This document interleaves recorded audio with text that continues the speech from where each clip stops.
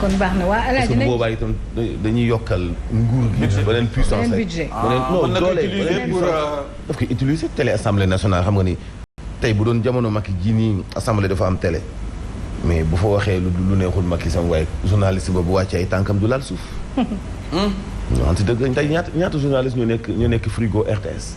bare nañu nag de uniquement xëy na dañ leen bëgg a xooloo ci wàllu politique ñu xaw a bañ président 2 ans moo ko décidé te dara leerul ni dina poser candidature à l'élection prochaine dara leerul ba tey leerul ba tey waxul nii ba tey waxul bien que ñi nee nañ fi NTM mais dara leeragul daal NTC la NTC mooy non beneen candidature non troisième candidature léegi ngay wax mandat da ngay wax candidature donc nañ wax ne kon du fi sampaat dënd mbay wax na kon candidature ñu bëri ñenn ñi loolu lañ jàpp aywa ñenn ñi laa wax liñ jàpp Alaaji ñu dem ñu dooree ko ci Dakar ak itam li nga xamante ni mooy taw bi gis nañu beneen waxambaane doomu Guinée la fukki at ak juróom la am ci canal bi nga xam ni moo jàkkaarloo gendarmerie bu front de terre lañu ko far moom itam mu faatu yokku limba lu mooy loolu début Tiguet di village bu nekk ca commune bu Diama foofee itam am na ku fa ak dënu mooy foudre lu mooy loolu itam am na ñaari fas yoo xam ni courant bi moo leen mas ci quartier Diamaguène fële ci diwaanu Saint-Louis dinañ ciy dellu soit plan Orsec bi nga xam ni déclenché nañu ko fii ci Dakar sapeurs-pompiers ñu ngi def seen kéemtalaay kantan lu toll ci ñaari téeméeri élément la ñu dajale ngir ñu soobu ci liggéey ba ñu quartier ñu gën a ciblé mooy cité Bellevue ak itam parc bu Hann nekk itam centrale électrique ba nekk ca Bel Air sabab bi mooy dafa nekk ay place yu am solo yu génn fa ndox ma farata la dinañ wax itam ci signature accord bi ci wàllu jàmm ci diggante Casamance ak aile politique bu MFDC ki nga xam ni moo di Cheikh El Hadji Sidia Dramé nekk ambassadeur international de la paix rafetlu boobule signature ndax dina jeexal fitna ji ca Casamance. sport dinañ ci ànd ak Baye Man Tëmbu yéen kay Mantoulaye ci bundooy Faram Fàcc gi Mambey Ndiaye.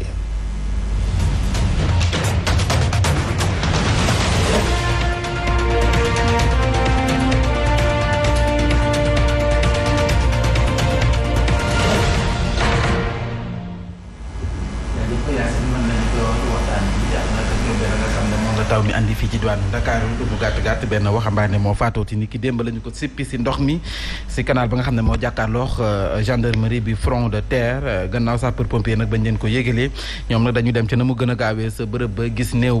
ba sax tàmbali woon na doon yàqu ca ndox ma ñu daal di koy yóbbu ca l'hôpital général bu Grand Yoff bu ñu sukkandikoo ci yenn ci ay xibaar benn waxambaane la woon fukki at ak juróom sa la toll woon ab guinéen la woon Mamadou Diallo la daan wuyoo moom nag nee nañu mi ngi dëkk ca HLM 1 kon nag ma ne sañu wax ne néewam la ñu sippi ni ki rek démb ci ndox mi njombe la mu def sa diwaanu Ndar démb ci ngoon gi te taw ma bari na fa lool def na fa ay dégâts kër yu ca bari ndox mi da ko nangu fu ci mel ni kon commune bu wala sax fu ci mel ni kon Ginnaaw Raay Jaminaar Eau Claire Daaru Médina Marmiyal gox yooyu ak yeneen ci ay gox ndox mi def na fa ay njombe Tiguet village foofee it commune bu Jamaa la féete ñaar fukk man it bëri na ci ñu bëri ay ndaw yu bëri yu nga xam ne nii bëri nañ ci ay gàllankoor am na benn waxambaane bu nga xam ne ñaar fukki at la tollu sax moom it dënnu gi ci boppam ndax melax ga moom moo ko faat ñaar ci ay fas ñoom it noonee la ñu faatoo ci taw mi waa GIE sept hommes ñoom ñoo ko moom ndax moom it dënnu ga moom moo ko maas mu doxe fa ñàkk bakkanam loolee mi ngi xewee sa jàmm gën sa diwaanu Ndar loolee moo ñuy may ñu waxtaanee kon plan Orsec bi nga xam ne plan Orsec jot nañu ko déclenché ba noppi nag groupement d'incendie secours numéro 1 jot nañu wàcc lu mu gàtt ñaar téeméer ci ay éléments ngir nag ñu dem ca cité yu ci mel ni kon cité Bellevue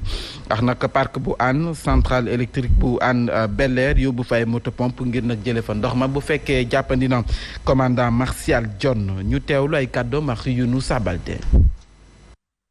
ñun pompier ñu ngi gérer yenn sites sensibles yi comme la cité Bellevue la centrale électrique le parc de Hann mais comme ni ma ko waxee gestion inondation ñun duñ ci liggéey ñun képp am na yeneen service DPGI am na ONAS donc ñooy acteurs yooyu la ñuy liggéeyal mais présentement déployé nañ moyens sur les différents sites et dama bëggoon andi benn précision am nañ quelques éléments au niveau de la zone de captage mais c'est au niveau des habitations donc ñoom ñu ngi vider ndox yi nekk ci biir kër yi boobu dañ koy liggéey en relation avec la DPGI. ñaata élément ngeen mobiliser nañ plus de ñaar téeméeri éléments ak lu ci topp dans le cadre de la gestion de ces inondations. Bon, éléments yi nag ils sont un peu disséminés un peu partout dans la région de Dakar dans les sites sensibles parce que côté banlieue bi la situation est maîtrisée. waaw comme yeneen services rek ñoom ñu ngi fay guddeeg bëccëg wàllu moto pompe ak climatique moom xayma bi mënu ma la ko jox carrément exactitude mais je peux dire que peut-être romb nañ plus de 60 moto pompe ak électropompe. waaw moto pompe yu mag moto pompe yu ndaw ça dépend fi di teg rek. voilà yéen kay groupe des médias El Hadji dikk na ci sànq nee na où sont donc nu mu ko bindee sax le bilan voilà où sont les audits promis par Macky jëm ci plan décennal bi nga xam ne def nañ ko fii si jëm ci inondation bi plan Orsec ONAS kon nag faw ñu am audit te audit bu amee souvent problème yu suivi bi moom mooy posé wu El Hadji. dañ ko laaj 13e législature bi nga xam ne ñoo fi nekkoon parce que bi coow li amee xumb lool politique yi jóge fu nekk di wax ñii di miim. dañu taxawaloon benn commission d'enquête parlementaire pour ñu dem foofa def enquête waaye xam nga seen enquête yooyu daanaka ab rapport la ñu noppi bi ñu noppi ñu jox ko président est-ce que am na information yu ñu soxla woon xam nga loolu moo logigul moom njiitu réew mi mooy joxe ndigal pour ñu génne xaalis def leen xaalis bi fii buy enquête lu ba xam xaalis ba dem na fa wala déet dina wuti ay techniciens. mais du jël ay député yoo xam ne surtout ñu ëpp ay député am lañu pour ñu dem defal ko benn enquête boo xamante ni bii man boo ma enquête loo ci loo xam du sama domaine lu ma la ci joxe benn bilan bu la satisfaire surtout ma féete ak yow ba léegi nanguwu ñoo fësal enquête boobu joxewuñ ci benn information te ñoom ñoo annoncé plus de 700 milliards juróomi téeméeri milliards boo ko joxee golo toolu banaan du des ci àll bi waxuma laa nga jox ko ay nit yu am xam-xam ak ay jumtukaay pour ñu am lu ñu def ci wàllu ndox mi nañu wan nit ñi fan la ñu def xaalis boobu te ba léegi mënut a am solution beneen bi ci des mooy 750 milliards daaw jég lañ ko annoncé woon du nawet bii ñu génn nii nawet bi ko jiitu la bii toppaat ci bii ñu weesu nii li ñu doon gën a wax mooy ay machines yoo xam dañu ko loué machine pompe yi ngacc ci ndox mi te ñu gis ni ñu ko loué indiwuñu machines yi wala indiwuñu ko à temps jël nañu marché bi jox ko ñeneen ñii bëgg a perte ci machine yooyu daaw fàttewuñu xanaa polémique boobu diggante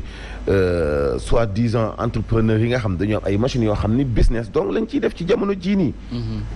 maa ngi koy wax fan yële boobu inondation amagul ma ni am na ñoo xam ni dañuy ñaan toujours muy taw parce que ci la seen xam nga bu ñu déclenché plan bu Orsec Mame Mbaye am na ay connaissance am na fukki machine am bu ñu ko woowee soxla ay machine am. du laaj ay appel d'offre ak yooyu parce que dafa jàmp. Mame Mbaye indi lu ñu ñetti machine am na ci ñoom ñoo xam ne dañuy ñëw samp benn machine ni am nañu xëy na fukki machine yu disponible alors que benn lañ fekk na juróom la ñuy am wala ñett di déplacer machine am benn pick-up boo xam ni day yenu di déplacer wu dama ko ñëw c'est-à-dire que dafa desee sérieux ci xeex inondation loolu benn la ci ñaareel bi ci des ci xaalis boobu ñuy wax inondation yi mais war nañ ci xalaat ay canalisation yoo xamante ni bii màgget na war nañ ci impliqué à 100% waa ONAS bu ñu xam ne ñi dugg nañ ci bu baax beneen bi ci des mooy gis nga bassin de rétention yi nga xam ne defoon nañu ko te mu mujj sax nekk ay njombe ndax yenn saa yi xale la fa dee mais bassin yooyu ban rôle la am ak gas bi ñu ko gas ci banlieue bi nga xam fa la mbënd ma nekk ñeenteel bi mooy wàllu dëkkuwaay bi ci boppam état bi am na ay techniciens am na ay services yu mën a saytu nit ki balaa moo dëkk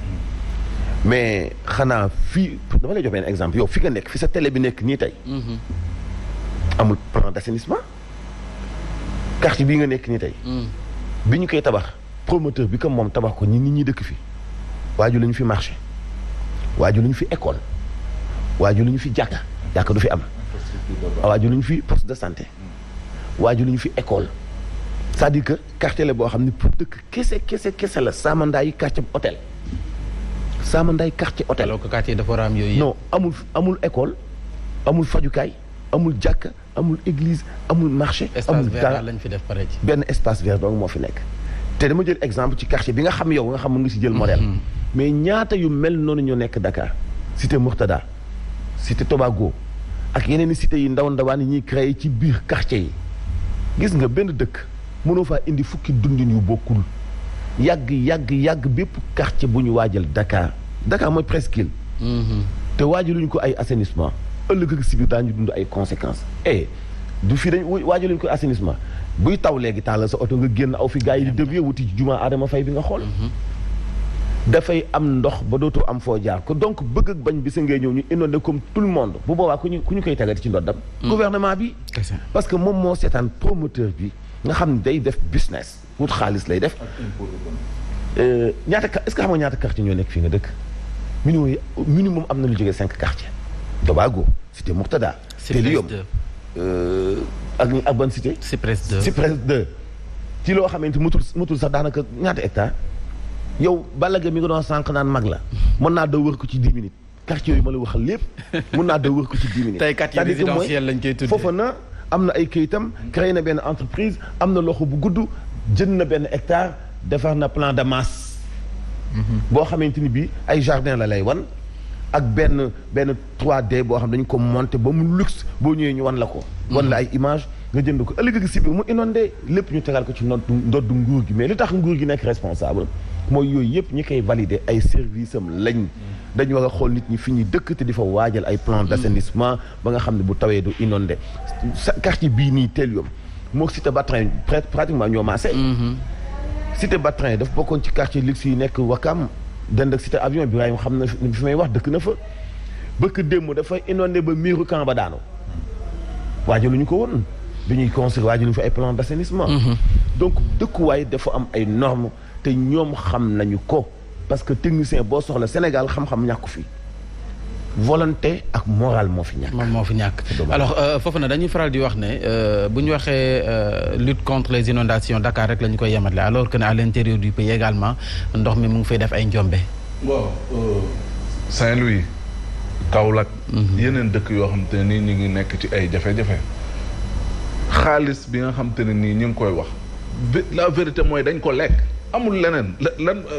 xaalis bi fan nga koy gis yow mënoo ko gis man mënuma ko gis keneen mënoo ko gis et sur le papier dañ lay wax ne kat xaalis bi fii ak fii ak fii nañ ko dugal mais xaalis bi fii ak fii nañ ko dugal ñu def mission parlementaire à la place d'une enquête parlementaire pour situer justement les responsabilités mën ñi nga xam te ne nii dañoo jalgati ñu teg leen ci wàllum yoon nga xam ne ñeneen ñi nga xam te ne nii kat ëllëg dinañ leen di jox marché au moins dinañ ko jaarale na mu wane mais defuñu ko donc la muy wan ne mooy yëfu maa tay la amul sérieux ku ci nekk da ngay gérer nam la neexee et finalement la muy indi lii lay jur et te boo calculer li indi sax li sabab ñu taxawal projet mu di projet de gestion des eaux pluviales et d'adaptation au changement climatique ñuy wax ne c'est vrai que am na quelque part ñu mu soulager loolu kenn weddiwu ko mais lan moo sabab Banque mondiale financé woon ko parce que en 2009 ba mu tawee taw bu metti dañoo rendre compte ne ci taw bu metti boobu noonu rek li ñu perte ci ay milliards mi ngi toll ci 120 milliards yoo xam te ne nii dañ ko natt ci en terme de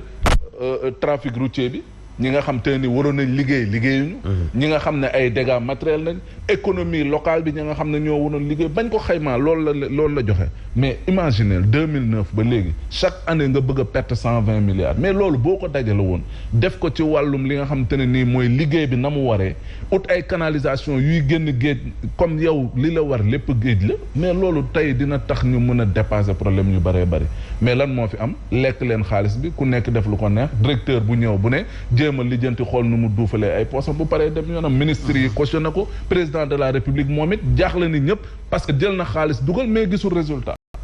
voilà Birahim dañuy waxtaanee cette fois-ci nag accord de paix bi nga xam ne moo dox ci diggante nguurug Sénégal ak fipp yu Casamance ñu amal ko fan yi rek sa Bissau loolee nag neex na lool Cheikh El Hadji Sidia Dramé moom mu jiite Oulema Mandeng yu Sénégal ambassadeur international de la paix noonu la ñu koy dàkkantale moom nag professeur ni sa wàcc ab kaamil ñaan jàmm sax fii ci réewum Sénégal ñu ànd Cheikh Ibrahima Diallo. Cheikh El Hadji Sidia Dramé nekk président des Oulema Mandeng bu Sénégal nekk tam ambassadeur international de la paix rafetlu na accord de paix ak de dépôt des armes bu ñu signé diggante Sénégal ak comité provisoire des aides politiques et combattantes du MFDC bu amoon le 4 août dernier ci Guinée-Bissau boroom xam-xam bile yàgg na yëngatu ci mbirum jàmm ci Casamance ci ay ñaan yu muy amal ak si njàngum alquran yu muy organiser gannaaw bu mu jotee ci xabaar bu neex bile El Hadji Sidia Dramé bu Njama Pakaaw organisé waat na yeneen ñaan pour Casamance am jàmm ba faw rotaloon na kaddu yile si bu ñuy màggal fukkeelu at gannaaw bu yaayam génnee àdduna di wuyoo ci Mosquée Barin Dabo nekk jigéen bi nga xamante ni yàggoon na dox jàmm diggante nit ñi ak diggante mbokk yi ñii di ay chasseur ba ci lutteur ba ci yeneen aventurier ñu ngi fàttaliku jigéen bile bi nga xamante ni amoon na xam-xam bu xóot ci alquran waral mu faraloon di leen jox ay aaya ngir ñu mën a aar seen bopp waaye tam ngir ñu mën a tekki. voilà Birahim mu mel ni nag bu ñu revenir un peu ci accord de paix bi nga xam ne am na ba léegi ñu bëri jàpp ne donte xaatim am na ndax xaatim déggoo yàgg naa am mais ñu bëri ñu ngay lam-laamee est-ce que dana wéy. waaw moom la ñuy ñaan mu wéy te boo xoolee ku mel ni ancien premier ministre bu Sénégal Abdoul Mbaye bu demee ba féliciter le chef de l'État ba pare féliciter également ñëpp ñi nga xam ne ay acteurs lañu ci wàll woowu ça veut dire que moom am na ci ay information xam na ni lu baax la gis na réew bu fa ay amee wala xuloo wala xeex yu mel ni li xew Casamance depuis ñaata at a ngi nii dafay delloo ginnaaw sax réew par rapport ak yow projet yi nga xam ne moom nga bëgg mais je maintiens et j'insiste sur un point gis nga saaku soble wala saaku pomme de terre bu ci amee benn bu yàqu da nga koy jëlee ci saaku bi sànni. Le cas Salif Sadio il faut que l'État du Sénégal le règle parce que mën na doon suuf si grippeel machine bi mën na doon li xajamal accords yi ñu am ni gis nga les jusqu'au boutiste comme ku mel ni moom da nga koy lijjanti bi nag du question wu dàq nañ ko réer na parce que xam nañ fu mu nekk wala buñ ko xamul tamit xam nañ fu mu mën a jege wala ku xam ko fu mu mën a nekk nañ ko lijjanti sinon li ñu def nii yëpp ci ay accord de paix ay dem discuter ba pare li ciy bees mooy muy aile dure wala aile combattante comme aile politique ñoom ñëpp ñu toog ne ni d'accord nañu ñu ci tudd ba ci César Atoute Badiate ak ñeneen mais benn nit mooy benn ñebe ci cin boobu di Salif Sadio nañ ko lijjanti buñ ko lijjantee peut-être que lu bari ci li ñu bëgg ci paix définitive en Casamance bu boobaa lañ koy am. voilà El Hadj ndax cette fois-ci am nga si njort gu rafet. bien sûr man Casamance dama mos a am njort bu rafet ci ni yàgg ku fekkee ku fekkiwul mais jàmm ji dana dellu soit fitna ji dana jeex parce que ay nit mënuñu dëkk lu tolloog benn siècle di xeex ci loo xamante ni bii yenuwul maanaam intérêt quelques personnes la rek ci population bi banditisme moo jafee réglé ak wàllu rébellion mais Casamance ñi fa dëkk ñu gën a doyal ci xeex bi béykat yi bayatul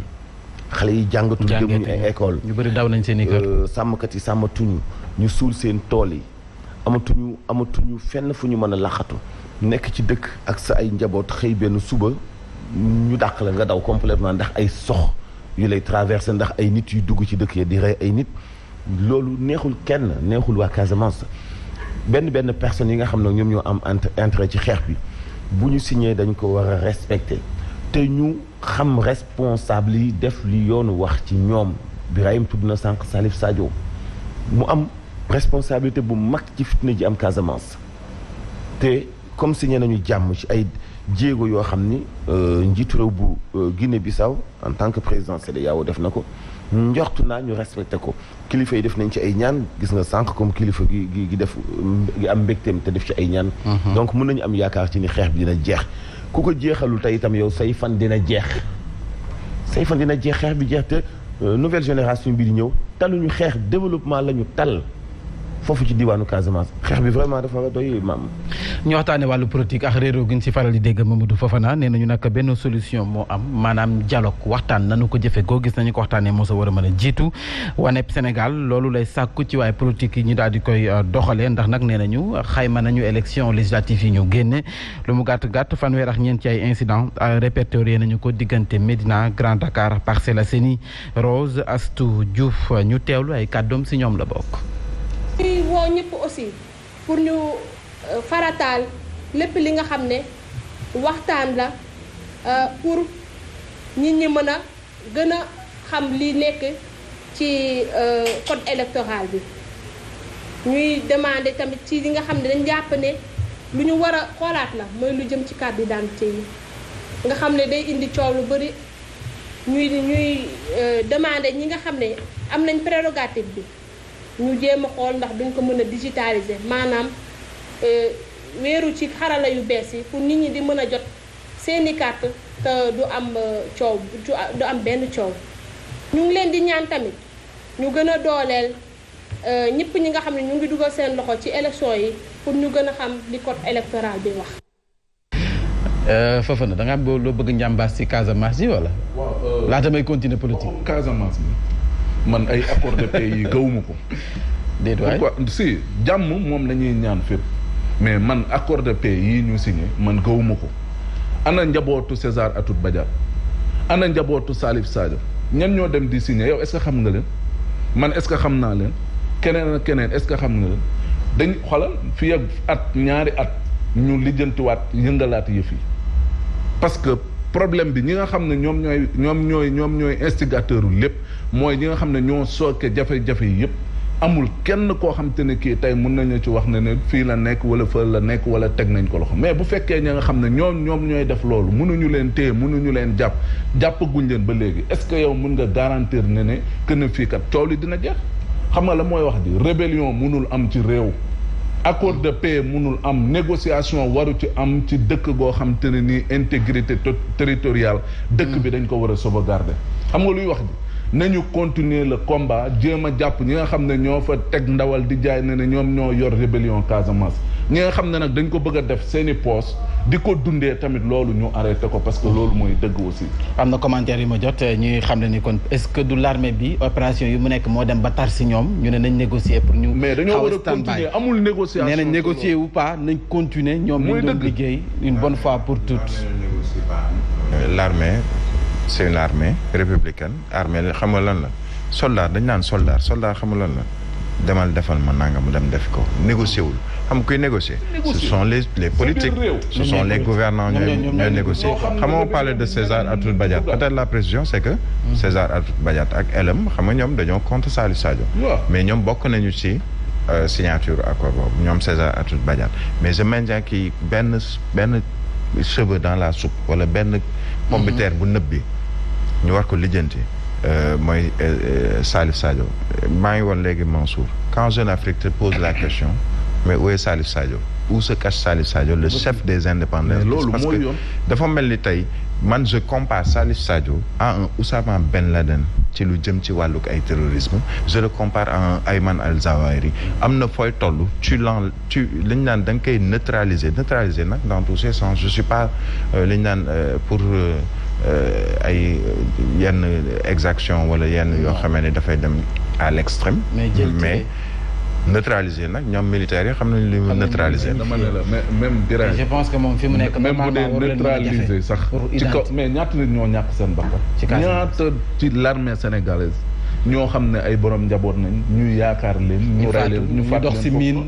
ñu mais ñu ñàkk seen bakkan ñooñu tey Salif Sadio lan la leen gënee ba tax Salif Sadio moom dañuy ut naan wéy nañ koy xoolee nañ koy jàppee duñ ko jàppee ñaata njaboot ñoo disloqué wu ñii seen i jëkkër dem nañ ñii seen jabar dem nañ xale yi tumranke nañ ne mënuñu dellu si ñii jàngatuñu ñaata xale tey di taux de bi nga xam te nii ñi ngi war a jàngi ci Casamance mënatuñ jàng ndax lan daw nañ pour rawale seen bakkan pour ay ñaar ñetti nit ñu naan nañuy négocier nañu signé ay accord de paix ayca ñu des ba tey ci wàllu politique coalition Benno Bokk Yaakaar sa Mbuun commune bu Popenguine Ndayane ndam la ñu am nee nañu ñoo fa am ndam lu toll si junni ak juróom-benn téeméer ak juróom-benn fukk ci ay voix kon la ñu gagné kon nag jot na président Macky Sall lu jox gëdd waa Popenguine commune bu Popenguine Ndayane te jox leen nag yenn ci ay postes de responsabilité yu nga xam ne dana tax ñu mën a soqali gox ba ñu ànd si Khaline Badara Sonko. gannaaw ba ñu génnee ci élection législative yi 31 juillet coalition Benno Bokk Yaakaar bu Popenguine di rafetlu résultat yi nga xamante ne moom la jot a am. dañu liggéey ci biir département bi ñun suñu commune rek la ñu liggéey. ci bii leen daje Oulimatou Sène nekk responsable politique ci commune bi moom daan na ci profité wax ni léegi nag dafa jot président de la République Macky Sall bàyyi xel commune bu Popenguine Ndayane. askanu commune de Popenguine Ndayane boobu ba léegi ñoo ngi bëgg député kon bu yàlla dogalee député rek ñun ñoo ngi toog di xaar ba xam ndax dinañu am récompense par rapport vraiment ak taxawaay bi nga xamante ni taxaw nañ ko ci élection législative yi suñu gannaaw kon ñuy wax ne la sortie des élections. acca ba tey dañuy descendi élage si loolu sa commune parce que bëri nañ ci ay goxaan yu bari yu nga xam ne nii dañu jàpp ne bu ñu amee ndam nag jot nañu jot seen wàll ci nar wi maanaam récompense. dafay yóbbu benn localité ba nga xam ni tey dootuñu xam pratiquement valeur bi ñu am Popenguine xëy na du dëkk bu yaatu mais dëkk bu mag la ci wàllu histoire dëkk bu mag la ci wàllu koom-koom dëkk bu mag la ci wàllu géographie dëkk bu am koom-koom la bul fàtte ni même ci diine bul fàtte ni mooy moo dalloo ñaareelu palais bu président de la République donc dafa am solo ci wàllu histoire au Sénégal bokk na ci dëkk yi nga xam ne ñu am chance su comme ni ko Birahim waxee ci wàllu diine di dalal pèlerinage marial te ñu ngi wax wàllu tourisme religieux donc Popenguine am solo lool Popenguine problème mu gestion c'est-à-dire que dafa laaj maire yu am vision ngir génn dëkk ba ci jafe-jafe yu yenn yu askan yu jànkuwanteel te jeexeetaloo ci nañ ñu dimbali nañ ñu fal élection locale yi ñu génn dong da nga naan du ay doomu Popenguine rek ñoom ñooy xëccoo xanaa diggante Charles ak maire ba tey Mansour Charles mi démissionné ci solde moo nekkoon directeur de la solde ay xeexoo yoo xamante ni bi xajul ci dëkk ba ci wàllu diine même diine l'islam ay boroomi xam-xam ay imam yu ñu naw ñoo dëkk Popenguine xam nga lu ñu soxla maire ba nga gën a am ouverture ak vision gën a garder suuf sa surtout suuf sa jàppale nit ñi ci xalaat ci mbay ci wàllu tourisme ci wàllu pêche même pêche dafa am doole Popenguine am na ay place yoo xam ne ci wàllu tourisme kese ay place yoo xam ne maam mën nga faa xëy ci wàllu verdure di xool suba ba ngoon te doo doyal nga xam ni kon exploitation la des dirigeants yi nag nañu bàyyi nit ñi ñiy jëfandikoo di wan njiitu réew mi naan ko am nañu mbooloo suñu waa dëkk lii la ñu bëgg yow fexee la liggéey ci sa commune ci sa localité loo xam ne xëy na sax doo soxla état central mais suñu maire yi damay laaj seeni vision souvent fan la leen di féete département Mbour amul commune bu ndóol mais ñi jiite commune yi la seen vision gàtt soppi askan wa ay ndóol nañu waxante dëgg waaye foofu mooy Petite Côte du caaxaan dafa am koom Petite Côte la tudd tey boo demee ay côté Sessène c'est-à-dire Petite Mbour moo ngand boo demee ay Sessène dëkk yi ne ci ginnaawam ay Fissel Mbadane mais tey jëndkatu suuf yi lépp ci banques yi ay millions foofu mooy seen cible baykat bu fa am suuf jënd nañu ko maire yoo xam ne amuñu benn xalaat pour soppi seen bopp ay courtier boo amee suuf ñu jaayloo la ko defal la këyit bi gaaw délibéré ko sous-préfet approuvé ko encaissé mais suufu département Mbour bi ñu bëgg a tong def ko saamu nagu tam xarit pour lan yooyu moo war a dakk te suñu maire yi am ay vision di tabax di xalaat a tabax quoi tabax nañuy xalaat am ay vision ay infrastructure ay bérébu fajukaay ay transport tabax ay garage boo demee tey dëkk bu mel ni sama dëkk ngeen wax seen garage comme gunu mais yooyu dañ ko war a soppi ba nga xam ni maire ya fa nekk dañuy am vision ñu jéem a contribuer mais budget boo xamante ni lépp dépense wala nañ koy waxee ci fonctionnement budget maire yi daanaka lépp fonctionnement la investissement tuuti lañ ko ci jox benn petit 20% wala ay 15% te doo gis sax lu ñu investir yow stade maire yi mënu koo tabax dispensaire maire yi mënu koo tabax cantine maire yi mënu koo tabax benn classe maire yi mënu koo tabax mais maire yi kon lu mu mën ak budget tey fayeeku nit ñi seen ay impôt nañu bàyyi askan wu yiw yi ñuy jël di leen utiliser comme ay militants di leen génn ci télé yi wan président naa ko am naa doole Popenguine soxlawul dara ci état central bu gestion bi normale ak vision wu maire. nañ demal seen bopp. waaw voilà Fofana dafa am ñetti profil yu nga xam ne Direct News daf ko génne sa assemblée nationale. jëm ci Amadou Ba Aminata Touré ak Pape Diop ku si nekk war na sa mën a jiite assemblée. waaw Amadou Ba d'abord ci laay njëkkee Amadou Ba. xaj na ne moom comme ni nga ko waxee sànq moo gën a flexible xaj na ak relation yu mu am ak ñëpp. parce que je crois musuma ko dégg fu mu xaxaree nit wala fu mu manqué doomu aadama respect te loolu xam nga surtout ci position bii ñu nekk ñoom. surtout nga xam ne amuñu majorité absolue amuñu du sax majorité amuñu majorité la ñu soxla mooy koo xam ne dina mën a. waxtaan ak négocier surtout ñi nga xam te ne nii c'est des durs à cuire Guy Marius Sagna Barthélémy Diaz Ahmed Aïdara keneen ak keneen il faut nga am koo xam ne ku souple ku mën di jëflanteeg ñoom parce que aussi penc ndaw réew la booy doon boo xamante ne nii surtout assemblée nationale boo xam ne du yomb ci parti au pouvoir donc il faut ñu am koo xamante ne kii véritable manager la parce que ku ñuy wax véritable manager mooy mu xam nit ku ne profilam ak doyuwaayam nu mu toll ak aussi doxalinam ak li nga xam ne mooy tempérament am mu mën ko ci gérer parce que nit ku ne ak ni nga koy gérer loolu dafa am solo ci manager. Aminata Touré moom xam nga dame de fer la xaj na fu mu Amadou mën a négocier moom xaj na du fa mën a négocier parce que la muy bëgg moom wane ne jigéen la te ci diggante relation jigéen a góor surtout bu jigéen di jiite góor gi day gaaw di gis ne kii dafa am lu may jaay wala day jéem a gis benn complexe d'infériorité boo xam te ne nii day am seen i diggante. Maintenant Pape Diop aussi kenn du wax ne mënul jiite assemblée nationale kenn mënul wax ne aussi du fekk ji ñi nga xam te ne nii moom mooy parti au pouvoir. loolu laa gën a gëm loolu laa gën a yaakaar mu dem fekk ji leen wala bu leen fekk jiwul aussi c'est sûr que Abdoulaye Wade lay dem fekk ji mais moom mu dem ñu jox ko président assemblée ci mouvance présidentielle loolu gëwuma ko peut-être xanaa ñu utal ko poste vice-président wala leneen mais je ne crois pas que quand même dinañ ko def. su ma jëlee direct news xam nga dama liiraat benn propos bu professeur Ousmane Sène bu wax qui dit il ne faut pas exclure que Pape Diop devienne président de l'Assemblée nationale. su ma doon tànn man dama naan dama koy jox Pape Diop pour 2 raisons su ma ko comparé aux autres Amadou Ba on lui prête des intentions pour présidentielle 2024 yàgg nañu wax ne ni mën na doon sax le dauphin ñu ne écarté nañ ko benn période mais boo ko joxee dañ na ni jàppal ni mooy mën a nekk peut-être le candidat de l'APR pour 2024 après la présidence bu Macky Sall donc muy opposition muy peut-être ñenn ci pouvoir yi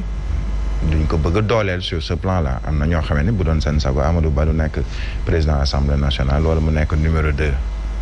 parce que du leen arrangé autant ci opposition que ci parti au pouvoir. Aminata Touré elle mérite quand même bu dul dara ñu am lu ñu ko dénk ndax reyante na ci campagne bi je ne dirais pas qu'elle a été seule ndax am na ñu ànd ak moom mais moo ci gën a fës donc tey bu amee sax victoire wala défaite naa ko mën a waxee wala victoire boo xamee ne peut-être au goût amer ci biir APR wala Benno Bokk Yaakaar mën nga jàpp ni def na moom en tout cas li mu mën am na lu mu mérité est-ce que duñ ko jox sax poste premier ministre pourquoi pas mais ce qui est sûr mooy am na loo xamee ni def na ko mu baax mu bon liggéey na ci Benno Bokk Yaakaar alors lu tax Pape Diop parce que on parle de recomposition de la grande famille libérale mën na ci jouer rôle te jàpp ma ni am na option wu présidentielle jàpp ma ko peut-être que fi mu nekk nii am na suffisamment à faire mu muy diriger na Sénat maanaam diriger na institution yu bari tey buñ ko joxee ne ko dénk nañ la Assemblée nationale ni valable ci Amadou Ba ni yaru na mën na seex ak ñëpp jàmm Pape Diop également mën na seex ak ñaari camp yëpp parce que Yewwi waxuñu ko mosuñu ko wax lenn lu ñaaw moom ci boppam mosoo ko dégg mu wax lenn lu ñaaw ci ku mën a doon muy ci opposition muy ci pouvoir. Yewwi nee nañ Macky Sall lay liggéeyal. waaw mais su ma waxee loolu bon ça je pense que c'est une question loolu communication la rek parce que loolu man jàpp naa ni ci lu jëm ci campagne la woon c'était pour mën a am le maximum même ronki sax ci ay nitam ak ñeneen yu opposition mais moom li sax ma ne ni il peut valablement jouer ce rôle. mooy déjà li ma njëkk wax ci wàllu composition famille libérale c'est quelqu'un qui a énormément de respect pour maître Abdoulaye Wade mi nga xam ne tey moom mooy li ñu mën a mooy wallu ndax parti démocratique sénégalais ak ñu mu nekkal il a également te respecté nañu ko président Macky Sall ak APR respecté nañu Pape Diop tey ba ci ay Ousmane Sonko ci Yewwi ci biir wallu on dit même ndax ñu bari ñu ngi koy wax ne ñu ngi wax ndax du ñëw ci ñoom parce que naturellement c'est sa famille nu ñu ko waxee ndax parti démocratique sénégalais donc pour mu nekk président assemblée nationale il peut parce que benn nit la ci coalition muy bokk gis-gis jàpp ma ne am na ambition présidentielle te mën na doon koo xamee ne bu fekkee ni président Macky Sall waxtaan na ak opposition bi parce que loolu moom mooy priorité pour man pour dem ci gouvernement d'union nationale boo xam ne day am entrisme day am ay nit yu opposition yu bokk ak moom ci biir gouvernement bi pour liggéey bu ñu jëmee nag ci élection fii ak 2024 parce que coolee bari gis assemblée bi ñuy coow kuy jiite kuy topp ak yeneen 2024 balaa 31 parce que mënuñu ko tas fii ak 31 juillet 2024 mais bu ñu dépassé loolu président beneen bu fi nekk en 2024 bu paree tas assemblée nationale tëggaat ay élections anticipées comme l'a fait Wade en 2001 parce que y avait un parlement boo xam ne 1998 ñëpp ay parti socialiste la ñu woon wala ñoo ci ëppoon mënu ko woon tas ba 2001 bi mu faloo 2001 la tas assemblée boobu defaat li nga xam ne moom mooy élection anticipée nañu rafetal pour man nañu rafetal te liggéey pour les Sénégalais muy assemblée muy gouvernement muy président comme mën a doon bu 2024 jotee nag président organiser ay élections dénk ko ña ko war a def génne boppam ci élection ñooy xëccoo pour doon président xëccoo la ñuy xëccoo donte ba léegi les gens lui prêtent ay élage dañuy jeexalee velléité troisième candidature gàncax gi wala bi ci jagleel garab xam nga démb la ñu ko doon jëmmaal mu mel ni ñu ngi joxante woon dig daje sa Tambacounda commune bu Koutiaba wolof département bu Koumpentoum Khaya sénégalensis moom la ñu tànn def ko panay bi xeetu garab la jot nañu ko nag waxtaane foofee si bëccëg bi ñu ànd Cheikh Mamadou Samoura. garab xëy lañu tànn ren pour màggal bés bu ñu jagleel garab si mim réew région bu Tambacounda taamu commune bu Koutiaba wolof ci département bu Koumpentoum ngir amal bile xew-xew commande ngay di fàttali yenn si njëriñ xëy. garab bi lu si njëkk dafay taalal dëkk soo gisee Tambacounda soo duggee ak avenue Demba Diop bi moo tax ñu ak monsieur le maire ak les partenaires ñu def fa ay xëy yoo xam ne tey màgg nañ ba toll ay 2 mètres. xëy dafay faj feebar yu bëri muy racines yi muy reen yi muy xob yi. muy écorce bi lépp day fi ay jàngoro donc muy loo xamante ne aussi dafa am solo beneen su topp xëy dafay indi ker fu mu nekk soo ko defee su màggee day am ker nit ñi dañ fi mën toog moo tax njëriñu xëy dafa bëri moo tax autorité yi jël ko pour mu nekk arbre pare cette année. commandant Mamadou Gueye def na bilan daaw waaye ñëwaat si li mu nam amal ren. daaw jëma suñu defaroon si garab suñ pépinière yi moo doon million ak genn wàll bu topp. loolu lañu amoon daaw ren nañu yéene woon def 2 millions daanaka soo xoolee tey mat na donc garab yooyu nag eaux et forêts du ko jaay du ko def daal da koy jox population yi parce que askan wi tax donc ñu ngi invité population yi ñu ñëw si pépinière yi récupérer garab yi pour mun ko jëmbat. naam am na ay jéego yu bare ñu def si wàllum trafic bant terewul tey la gën a jaaxal soldats eaux et forêts yi. faw ñuy fàttali Sénégalais yi élage njëriñ bi nga xam ne garab daf ko am boo par exemple boo jëwee fii ci diwaanu Ndakaaru poumon vert bi ñu ci am benn la mooy forêt classée bu Mbao. ñu koy caxatee. waaw ñu ngi koy commencé di sàkkal pexe. am réew moom verdure dafa am solo ay garab dafa am solo dëkk yi dellu gannaaw rek ñoom ñooy sàkkal pexe seen àll. te ab àll bu jubee.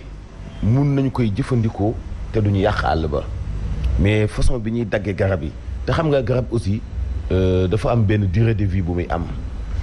ñun boo demee ci suñu tool yi ci àll bi kàdd moo fa nekkoon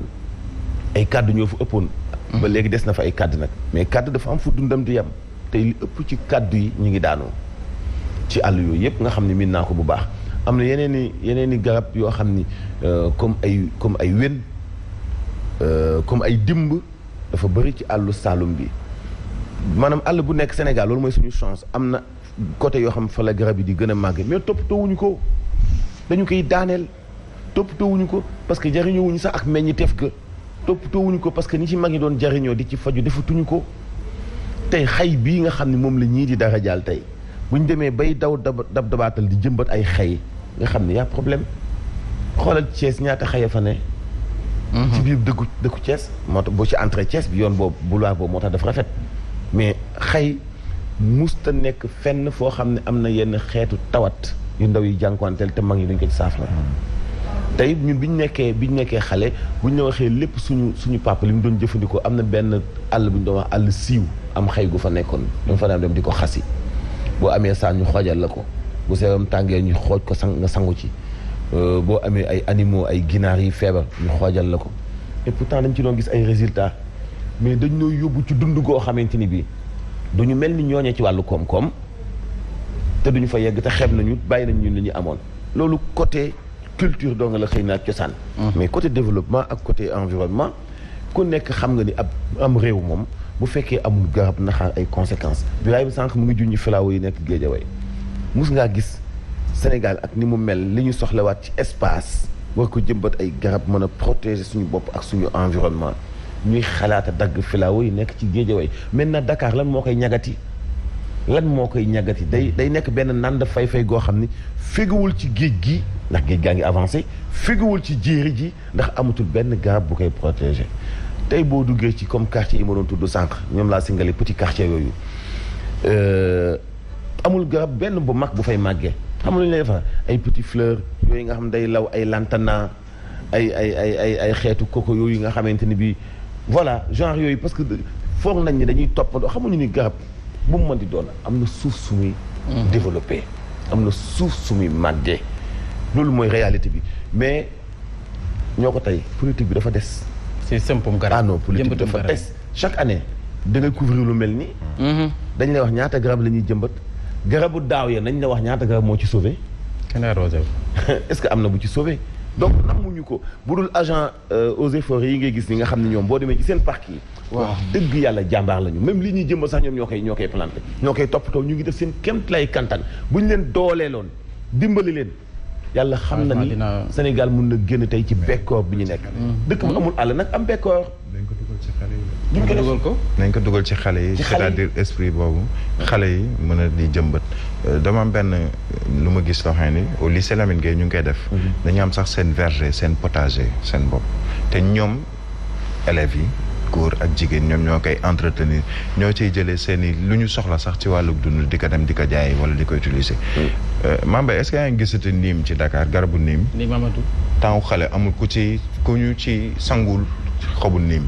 parce que dafa feesoon dell tu envoyé partout est-ce que amati na fi dafa raar xam nga kañ ngay fàttaliku loolu bu ñuy wax ci Covid bi muy doog a ñëw. Covid bi muy doog a ñëw. nit ñi naan dañuy wëri niim. parce que dañu jàppoon ni bokk na ci li mën a faj coronavirus ba commencé di ko lijjanti niim amatul ci Dakar. daf fi feesoon dell kii mu ngi tooñ mais da nga naan am waga wala picc waga rek ci jamono yi nga xam ne ñu wax ay xawma lan fièvre xawma lan nga xam ne sa yaram day am ay picc ñu jël xobu niim ñun dañ koo tam léegi de ñaata yoon ñu koo tam léegi niim mais c'est-à-dire tu l'avais y en avait mais dafa baax xam nga sànq yaa ngi wax ci Mbour li fa am ci ay garab tey demal Thiès ñu ngi commencé di jeexal rognier yi alors que dafa fees dell mais tout simplement parce que dans l'utilisation ñu ngi cay defar leneen ak leneen mais commencé nañ koy dindi mës nga dégg ñu ne la Casamance inondé la non ndox mi bu ñëwee day dem la war a dem jaar ci fa muy jaar mais am na loo xam ne ni garab yi ñoo koy naan ba nga xamee ni ay yenn détails yi nii doo ko am ba pare fu garab am taw dafay wàcc mais du doon taw bu excessif bu extraordinaire boo xam ne da lay mën a indil yenn jafe-jafe ba pare ñoom ci seeni reen ci boppam moom mooy naan ndox mi moom mooy tax ba ndox mi ba suuf si di dund mais garab boobu ci ngay dund Mambay suñu ko continuer qualité air les autorités c'est au plan mondial ñëpp seen liggéey tey lan la gouvernement yëpp mooy nañu jëmbat dafa baax waaw ñoom ñëpp pratiquement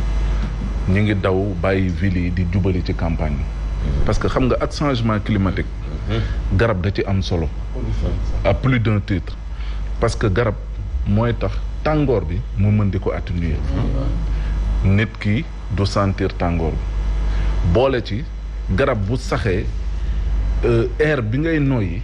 day dundal doomu aadama dañ koy wax sax oxygène da lay dundal nga noyyi air pur boobu noonu dafa am solo ci doomu aadama nga dem tey maa ngi ko doon wax New York mais au cœur de cette ville là la ngay gis ay garab yu mag ñu koy entretenir di ci def lu ne parce que xam nañ ne ak fu ñu jëm bis boo amul garab yu doy ci sa dëkk